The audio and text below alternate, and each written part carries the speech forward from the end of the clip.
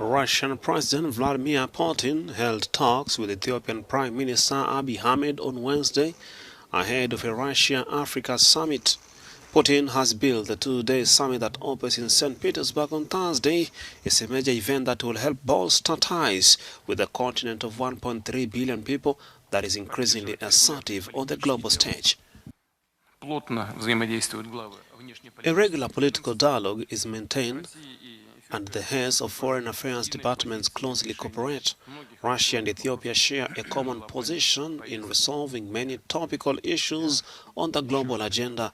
Once again, I want to welcome all of you, dear friends, and I want to express the hope that our meeting today, as well as participation in joint work at the Russia-Africa Summit, will be fruitful and will benefit the development of all our relationships.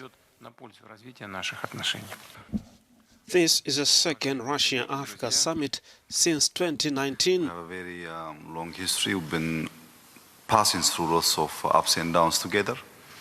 This visit, in my opinion, will strengthen our relationship. We're going to discuss on both bilateral, multilateral issues as well. And we're going to discuss about technology, cybersecurity, economic exchange, trade.